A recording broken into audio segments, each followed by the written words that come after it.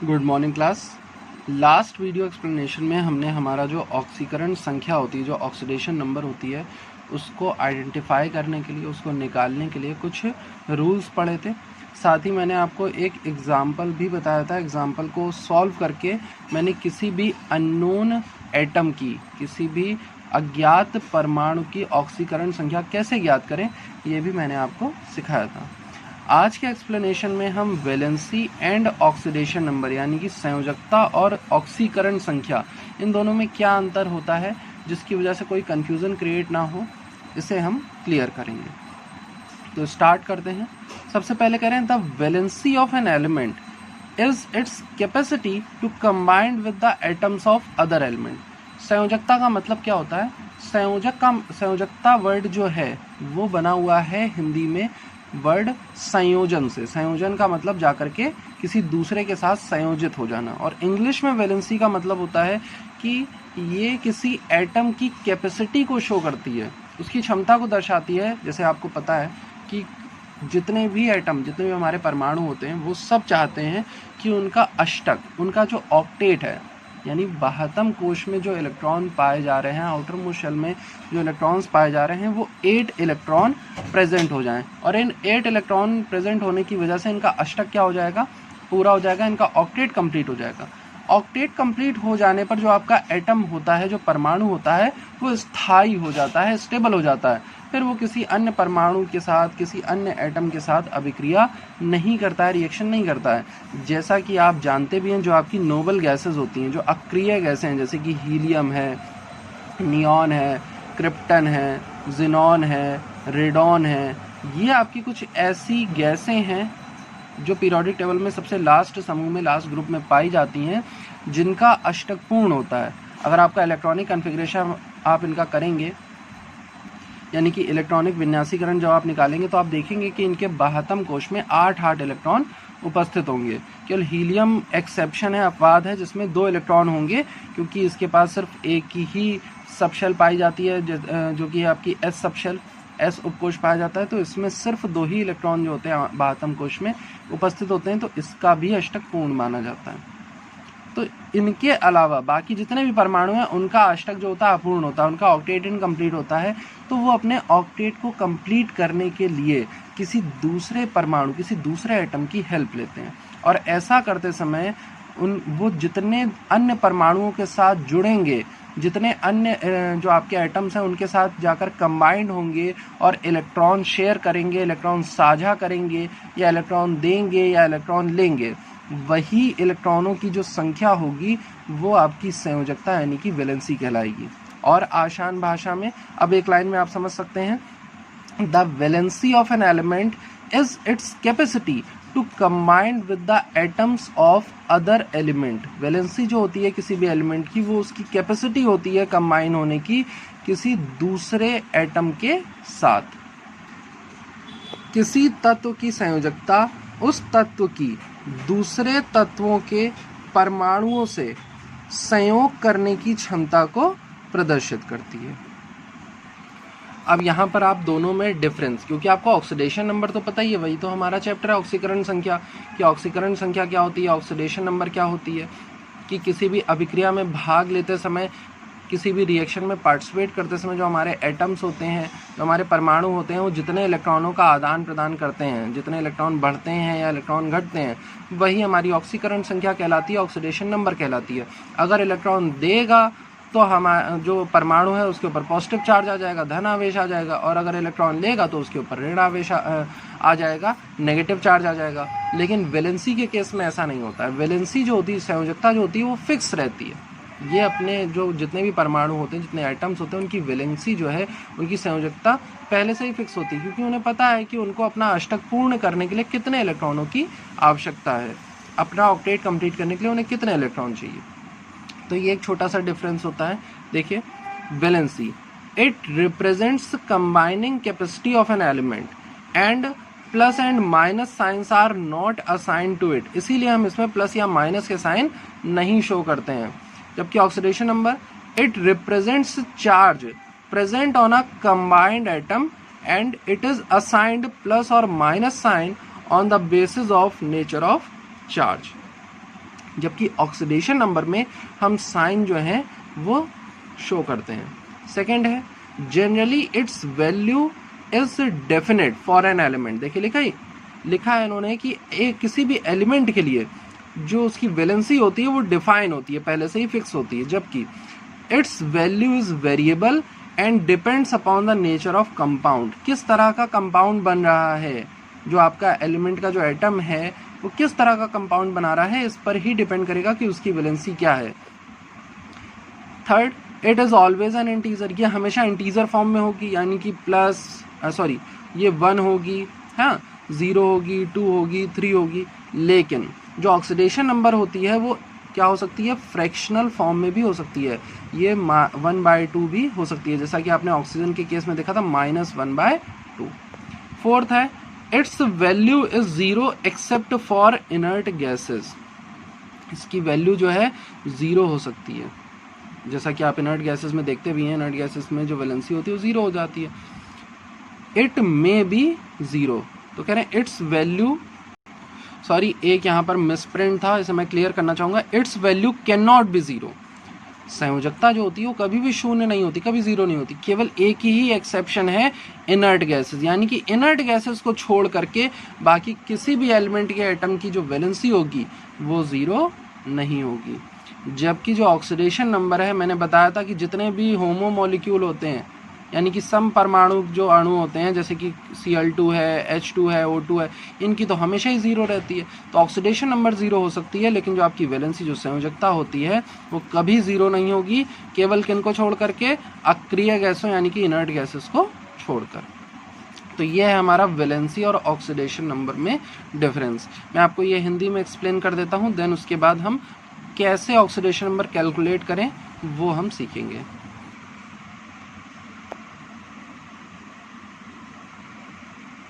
तो देखिए सबसे पहला पॉइंट संयोजकता में, यह तत्व की संयोजन क्षमता को प्रदर्शित करती है तथा इसे प्लस अथवा माइनस चिन्ह नहीं दिया जाता है। जैसे आपको मैं एग्जांपल में बता देता हूँ, ऑक्सीजन है, ऑक्सीजन का एटॉमिक नंबर होता है 8। इसका जब आप इलेक्ट्रॉनिक कन्फिग्रेशन करते हैं तो होता है 1s2, 2s2, 2p4, यानी कि अगर शॉर्ट में लिखें तो 2,6। ये इसका इलेक्ट्रॉनिक विन्यासीकरण है, इलेक्ट्रॉनिक कन्फिग्रेशन है, जिसमें 72 कोश में 6 इलेक्ट्रॉन होते हैं, ऑक्सीजन में 6 इलेक्ट्रॉन होते हैं, जबकि ऑक्टेट कंप्लीट होने के लिए, अष्टक को पूर्ण होने के लिए 8 इलेक्ट्रॉनों की क्या होती है, रिक्वायरमेंट होती है, 8 इलेक्ट्रॉन चाहिए होते हैं।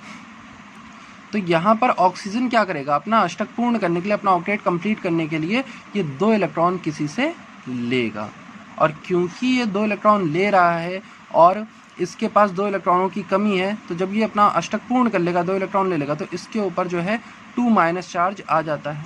लेकिन हमने कहा कि हम संयोजकता को प्लस और माइनस चिन्ह नहीं देते, क्यों? क्योंकि हम यही तो कह रहे हैं कि या तो इलेक्ट्रॉन लेंगे या इलेक्ट्रॉन देंगे। तो उस कंडीशन में इसको 2 इलेक्ट्रॉनों की आवश्यकता होती है अपना अष्टक पूर्ण करने के लिए ऑक्सीजन को, इसलिए ऑक्सीजन की वैलेंसी कितनी मानी जाएगी, 2 मानी जाएगी, 2 मानी जाएगी। जबकि ऑक्सीकरण संख्या का मतलब क्या होता है, यह संयोजित परमाणु पर उपस्थित आवेश को प्रदर्शित करती है तथा आवेश के अनुसार इसे प्लस अथवा माइनस चिन्ह दे दिया जाता है। 2 एग्जाम्पल देख लीजिए, H2O ले लीजिए और H2O2 ले लीजिए, ये दोनों ही यहाँ पर ऑक्सीजन के क्या है, अणु हैं। लेकिन इस कंडीशन में एक ऑक्सीजन 2 हाइड्रोजन के साथ जुड़ा हुआ है, और यहाँ पर अगर आप इसकी ऑक्सीकरण अवस्था की बात करेंगे तो वो आएगी -2। जबकि हाइड्रोजन परऑक्साइड, यहाँ पर H2O2 के केस में हाइड्रोजन परऑक्साइड बनता है, 2 ऑक्सीजन 2 हाइड्रोजन से जुड़े होते हैं, तो उस कंडीशन में यहाँ पर ऑक्सीजन की जो ऑक्सीकरण संख्या है वो आती है -1। तो देखिए 2 अलग अलग अणुओं में आपकी ऑक्सीजन की जो ऑक्सीकरण संख्या हो क्या हो गई, अलग अलग हो गई। क्यों? क्योंकि कह रहे हैं कि यह संयोजित परमाणु पर उपस्थित आवेश को प्रदर्शित करती है। ये आपके संयोजित परमाणु हैं, दोनों आपस में जुड़े हुए हैं, यहाँ पर ये दोनों आपस में जुड़े हुए हैं, तो यहाँ पर ऑक्सीजन जो है उसके ऊपर आवेश कितना है, सिर्फ -2 है, 2 माइनस के आवेश हैं, ऋण आवेश है, यहाँ पर सिर्फ -1 है, और इसीलिए हम इसे प्लस अथवा माइनस चिन्ह से प्रदर्शित करते हैं। सेकेंड पॉइंट, सामान्यतः इसका मान किसी तत्व के लिए निश्चित होता है। जैसे ऑक्सीजन है, हमें पता है कि इसके आउटर मोस्ट शेल में बाह्यतम कोश में 6 इलेक्ट्रॉन पाए जाते हैं और 6 इलेक्ट्रॉन पाए जाने की वजह से इसे हमेशा अपना अष्टक पूर्ण करने के लिए केवल 2 इलेक्ट्रॉनों की आवश्यकता होगी। तो ऑक्सीजन की वैलेंसी, ऑक्सीजन की संयोजकता कितनी होगी? 2, हमें पता है, फिक्स है। जबकि ऑक्सीकरण संख्या में क्या होता है, इसके मान यौगिक के साथ परिवर्तनीय होते हैं। देखिए यहाँ पर जब जल था हमारा, वाटर था, तो ऑक्सीजन की ऑक्सीकरण संख्या -2 थी। वहीं पर हमने यौगिक बदल दिया, अपना H2O2 ले लिया, हाइड्रोजन परऑक्साइड ले लिया, तो ऑक्सीजन की ऑक्सीकरण संख्या कितनी हो गई? -1। इसीलिए इसमें कहा गया कि मान यौगिक के साथ परिवर्तनीय होते हैं। थर्ड, यह सदैव पूर्ण संख्या होती है। पूर्ण संख्या मतलब 1 हो सकती है, 2 हो सकती है, 3 हो सकती है, 0 भी हो सकती है, 4 हो सकती है, लेकिन 0 जो है वो अपवाद है, नेक्स्ट पॉइंट में बताया जाएगा। तो यह सदैव पूर्ण संख्या होती है। जबकि ऑक्सीकरण संख्या जो है यह भिन्नात्मक भी हो सकती है। भिन्नात्मक कैसे? जैसे ऑक्सीजन की ही सुपर ऑक्साइड के केस में बनती है -1/2 ऑक्सीकरण संख्या। फोर्थ है, अक्रिय गैसों के अतिरिक्त इसका मान शून्य नहीं होता है। जो आपकी वैलेंसी होगी, जो संयोजकता होगी, वो कभी शून्य नहीं होती है, लेकिन एक अपवाद है, इसलिए हम कहते हैं कि संयोजकता शून्य हो सकती। केवल एक अपवाद, एक एक्सेप्शन, वो है आपकी अक्रिय गैसें, क्योंकि उनका अष्टक जो है पूर्ण होता है, उन्हें किसी से भी इलेक्ट्रॉन देने या लेने की आवश्यकता नहीं होती है। जबकि ऑक्सीकरण संख्या क्या होती है, यह शून्य भी हो सकती है, बताया गया था। जैसे Cl2 है, H2 है, O2 है, ये जितने भी आपके समपरमाणविक अणु होते हैं जिनमें एक ही प्रकार के परमाणु उपस्थित हैं, तो उस कंडीशन में यहाँ पर क्लोरीन की, हाइड्रोजन की, ऑक्सीजन की, या N2 में नाइट्रोजन की, इन सब की जो ऑक्सीकरण संख्या होगी वो कितनी होगी? शून्य होगी। तो यह था संयोजकता तथा ऑक्सीकरण संख्या में अंतर। अब नेक्स्ट पॉइंट स्टार्ट करते हैं, हमारा next concept, calculate the oxidation number of underline atom in the following compound. जैसे कोई भी आपको यौगिक दे दिया जाए, कोई भी कंपाउंड दे दिया जाए, और उसमें कोई एक ऐसा एलिमेंट प्रेजेंट हो जिसके बारे में आपको उसकी ऑक्सीडेशन नंबर यानी कि ऑक्सीकरण संख्या ज्ञात ना हो, तो आप कैसे उसकी ऑक्सीकरण संख्या ज्ञात कर सकते हैं वो आपको सिखाया जाएगा। जो आपने रूल्स पढ़े थे, बस उन्हीं रूल्स के अकॉर्डिंग आपको आपकी ऑक्सीडेशन नंबर फाइंड करनी है। तो हम यहाँ पर आपको 2 एग्जाम्पल एक्सप्लेन करेंगे, एक HNO3 और एक HSO3 माइनस वाला एग्जाम्पल। इंग्लिश मीडियम और हिंदी मीडियम वाले दोनों ही स्टूडेंट्स इस एग्जाम्पल में इसको समझने की कोशिश करेंगे। ईजी है, बस आपको अपने 2 रूल याद रखने हैं। सबसे पहला रूल तो ये है कि कुछ एलिमेंट्स, कुछ तत्व होते हैं, उनकी जो ऑक्सीकरण संख्या होती है वो फिक्स होती है। हमने पढ़ा था रूल में, जैसे हाइड्रोजन है हमेशा +1 रहेगा, लेकिन जब हाइड्राइड बनाएगा धातुओं के साथ तो -1 हो जाएगा। जितने हेलोजन होते हैं उनकी -1 रहती है, जैसे, और फ्लोरीन की तो हमेशा ही -1 रहती है। ऑक्सीजन है, अगर ऑक्साइड बना रहा है तो -2 होगी, पर ऑक्साइड बना रहा है -1 होगी, सुपर ऑक्साइड बना रहा है तो -1/2 होगी। इस तरह से आपको बस ये नियम याद रखने। दूसरा आपको नियम याद रखना है कि किसी भी अणु में, यानी किसी भी मॉलिक्यूल में, या कंपाउंड भी कह सकते हैं आप, यौगिक भी कह सकते हैं, किसी भी कंपाउंड में जितने भी एटम आपके यूज़ हो रहे हैं, जितने भी परमाणु आपके उपयोग हो रहे हैं, उन सब परमाणुओं की अलग अलग अपनी जो ऑक्सीकरण संख्या होगी, उनकी जो इंडिविजुअल ऑक्सीडेशन नंबर होगी, उसका सम हमेशा या तो 0 के इक्वल होगा नॉर्मल कंडीशन में, और अगर आपका जो कंपाउंड है वो आयन है, जैसे यहाँ पर देखिए माइनस चार्ज आ गया, आवेश लगा हुआ है, कोई आयन है, तो उस कंडीशन में अलग अलग परमाणु, अलग अलग एटम्स की जो ऑक्सीकरण संख्या है उनका सम, ऑक्सीडेशन नंबर का सम, उस पर प्रेजेंट चार्ज के इक्वल होता है। ये आपको रूल्स याद रखना है। तो स्टार्ट करते हैं हम सबसे पहले HNO3 में आपको यहाँ पर नाइट्रोजन के नीचे अंडरलाइन है, तो नाइट्रोजन की ऑक्सीडेशन नंबर आपको फाइंड करनी है कि नाइट्रोजन की ऑक्सीकरण संख्या कितनी होती है। तो जिस परमाणु की ऑक्सीकरण संख्या आपको नहीं ज्ञात होगी, आप उसको कुछ भी लेट कर लेंगे। जैसे मैथ्स में हम मानते हैं A है, B है, C है, X, Y, Z, कुछ भी मान लेते हैं, तो यहाँ पर हमने A मान ली। तो let the oxidation number of nitrogen be A, माना कि नाइट्रोजन की ऑक्सीकरण संख्या A है।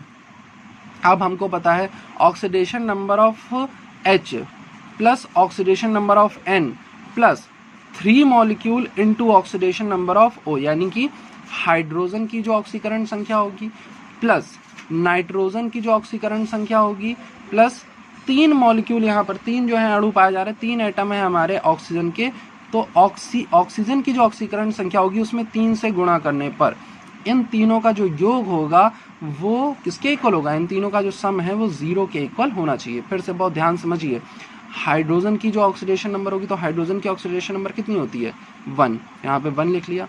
इसमें ऐड करेंगे नाइट्रोजन की ऑक्सीडेशन नंबर, नाइट्रोजन की ऑक्सीकरण संख्या, क्योंकि हमें नहीं ज्ञात है तो हमने A माना था, तो यहाँ पर 1 + A आ जाएगा। और फिर इसमें हम प्लस करेंगे ऑक्सीजन की ऑक्सीकरण संख्या। तो देखिए एक ऑक्सीजन की होती है -2, तो -2 आ गया, लेकिन हमारे परमाणु में, हमारा जो ये अणु है यहाँ पर कंपाउंड में 3 ऑक्सीजन प्रेजेंट है, तो इस -2 में 3 से क्या कर दिया, मल्टीप्लाई कर दिया। अब इन तीनों की जो इंडिविजुअल ऑक्सीडेशन नंबर है 1 A और -2, 3 × -2, इनका सम जो है वो किसके इक्वल होगा, 0 के इक्वल होगा। तो अब इसको बस बॉड मास की तरह सॉल्व कर दीजिए, तो ये हो जाएगा 1 + A + 3 × -2, तो 3 × -2 कितना होता है, 3 × -2 होता है -6। तो यहाँ पर ये स्टेप आ जाएगा 1 + A प्लस, अब देखिए 3 × -2 -6 होता है ना, तो यहाँ पर प्लस इंटू माइनस -6, तो ये हो गया 1 + A -6। और इसको अगर आप सॉल्व करेंगे तो -6 और 1 क्या हो जाएगा, ये A और -6 और 1, भाई ये पूरा किसके इक्वल है, सबसे पहले तो 1 + A -6 ये किसके इक्वल चल रहा है, 0 के इक्वल चल रहा है। अब बस इसको सॉल्व कर दीजिए, तो 1 - 6 -5 के इक्वल हो जाएगा। तो ये यहाँ पर, ये मैंने यहाँ लिख दिया, ये 1 - 6 हो जाएगा -5 + A = 0। तो ये -5 + A = कितना आ गया, 0 आ गया। तो -5 को उधर भेज देंगे तो A की वैल्यू कितनी आ गई, +5। तो यहाँ पर नाइट्रोजन की आपने ऑक्सीडेशन नंबर A मानी थी, ऑक्सीकरण संख्या A मानी थी, सॉल्व करने पर A की वैल्यू कितनी आ गई, +5। तो नाइट्रोजन की ऑक्सीकरण संख्या कितनी हो जाएगी, +5। नेक्स्ट है हमारा HSO3-।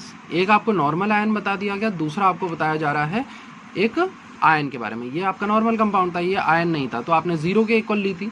अब यहाँ पर जब हम आयन लेंगे तो बस थोड़ा सा चेंज आएगा, होगा क्या, देखिए HSO3- में हमें सल्फर की पता करनी है, हमें सल्फर की ऑक्सीकरण संख्या नहीं पता, ऑक्सीडेशन नंबर नहीं पता है। तो वही step, let the oxidation number of sulphur be A, माना कि सल्फर की ऑक्सीकरण संख्या A है।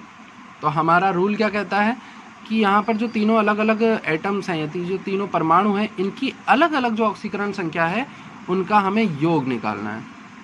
तो सबसे पहले हम रखेंगे ऑक्सीडेशन नंबर ऑफ हाइड्रोजन, यानी कि हाइड्रोजन की ऑक्सीकरण संख्या plus oxidation number of sulphur, यानी कि सल्फर की ऑक्सीकरण संख्या plus 3 × oxidation number of oxygen, यानी कि 3 गुणे ऑक्सीजन की ऑक्सीकरण संख्या। 3 से क्यों इंटू कर रहे हैं, क्यों, क्योंकि यहाँ पर ऑक्सीजन के कितने एटम हैं, 3 एटम है, एक होता तो सिर्फ ऑक्सीजन की रख देते। तो अब हाइड्रोजन की ऑक्सीडेशन नंबर क्या होती है, सबको पता है, क्योंकि यह हाइड्राइड नहीं है तो ऑक्सीडेशन नंबर इसकी होगी +1, तो यहाँ +1 प्लस इसमें हमें ऐड करनी है ऑक्सीडेशन नंबर ऑफ सल्फर। तो सल्फर की हमें पता नहीं है तो कितनी रख दी, A रख दी, 1 + A प्लस इसमें हमें रखनी ऑक्सीजन की। तो एक ऑक्सीजन की होती -2, क्योंकि यहाँ पर 3 एटम है तो 3 से इन्होंने यहाँ क्या कर दिया, इस तरह से इंटू कर दिया। तो ये हो जाएगा 1 + A + 3 × -2। लेकिन इससे पहले वाले एग्जाम्पल में आपने ऑक्सीडेशन नंबर का जो सम था, ऑक्सीकरण संख्या का जो योग था, उसे 0 के इक्वल रखा था। क्यों, क्योंकि वहाँ पर कोई भी आवेश, कोई भी चार्ज उपस्थित नहीं था। लेकिन जब चार्ज प्रेजेंट होगा तो जो टोटल सम है वो 0 के इक्वल ना हो करके जो चार्ज प्रेजेंट है उसी चार्ज के, उसी आवेश के इक्वल हो जाता है। जैसे यहाँ पर माइनस का 1 है, एक माइनस है यानी कि -1, तो यहाँ पर टोटल सम किसके इक्वल हो जाएगा, -1 के इक्वल हो जाएगा। बस यही बात आपको इस एग्जाम्पल में समझनी थी। तो अब यहाँ पर इसको हमने सॉल्व किया, 1 + A + 3 × -2 = -1 आ गया। तो 3 × -2 कितना होता है, -6।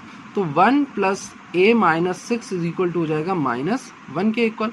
और इसके बाद का स्टेप देखिए, 1 + A - 6 में 1 और -6, भाई A तो सॉल्व होगा नहीं, 1 और -6 क्या हो जाएंगे, -5 + A इज इक्वल टू -1। अब ये -5 जब उधर जाएगा तो बन जाएगा प्लस का 5, तो a इज इक्वल टू कितना आ जाएगा, तो a इज इक्वल टू आ जाएगा, यहाँ पर ये स्टेप में लिख दे रहा हूँ, ये हो जाएगा plus a is equal to -1 plus 5। तो -1 प्लस 5 हम सबको पता कितना होगा, प्लस का 4, तो a की वैल्यू कितनी आ गई, प्लस का 4। तो ये आपका कैलकुलेशन था, जो मिसिंग आपके एटम्स होंगे, जो परमाणु होंगे, उनकी ऑक्सीकरण संख्या ज्ञात करने का। ओके क्लास, कोई भी अगर इसमें प्रॉब्लम हो तो आप पूछ लेंगे, गलत नहीं कोई भी समझेगा। और जिनके पास बुक्स हैं वो बुक्स से प्रैक्टिस कर सकते हैं, अदरवाइज आपको बहुत जल्दी आपके जब नोट्स मिल जाएंगे तो उसमें आपको होमवर्क दिया जाएगा। Okay class, thank you.